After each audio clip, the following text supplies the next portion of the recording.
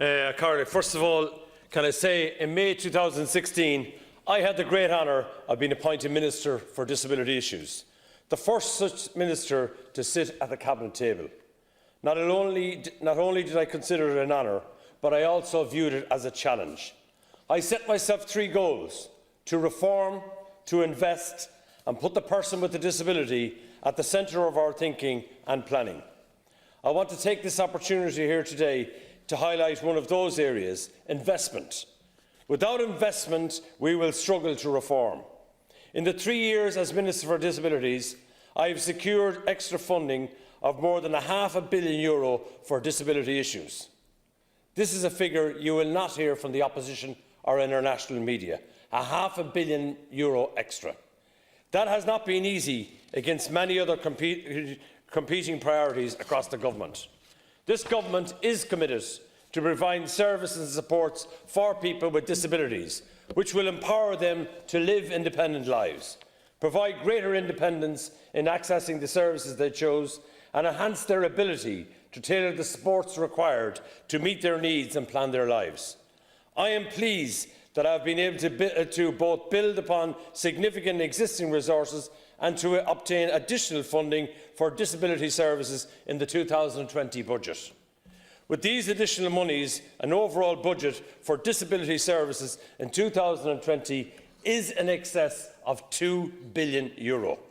The increased level of funding in 2020 will enable us to continue to provide residential services to over 8,600 people with disabilities at more than 1,240 locations.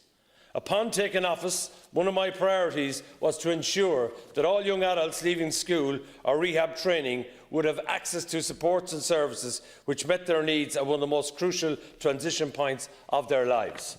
Additional funding of €13 million will provide supports and day services to approximately 1,600 young people with disabilities who leave school and training programmes next year. I recognise the critical importance of respite for loved ones and families of those with a disability. I am pleased to confirm that an additional €5 million will be provided in 2020 to build the capacity of our respite services, so that we can better respond to the changing needs of users and their families. And in the next couple of weeks, I'll be opening our 12th respite house in Naas, County Kildare. Specifically, this funding will provide intensive support packages for children and young people in response to the changing needs of service users and their families. This initiative will include intensive in-home visiting support, planned overnight, specialist behavioural support, extended day, weekend and day-based activities for families. Sláinte Care is centred around providing services and support at the lowest level of complexity. An additional €5 million in this budget is provided for emergency protocols to support people with disabilities who have high support needs. This includes funding for emergency places and the provision of intensive support for respite packages, which are intended to delay the need for residential care for vulnerable service users. An additional €2 million will be provided in 2020 to support the implementation of the Autism Plan, which includes a range of measures to improve services for people with autism and their families. The 100% Christmas bonus will be paid to those on invalidity pension, blind pension, disability allowance, carers allowance, carers benefit, domiciliary care allowance, to name but a few, Carlock.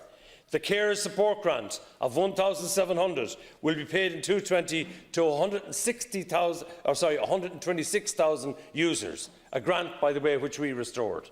In addition, the number of hours that carers can work outside the home is being increased from 15 to 18.5 hours per week from January 2020.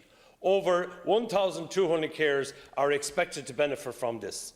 The blind welfare allowance will be exempt from the means assessment from social welfare schemes. 12,000 housing adaptation grants will be provided to help people with disabilities at the cost of €59 million. This budget is about being person-centred, ensuring that the person with the disability and their care, where appropriate, are to the forefront of our thinking and planning. I believe that this budget, the fourth which I have been involved in as Minister, has shown my commitment to that. Thank you. Minister McGrath.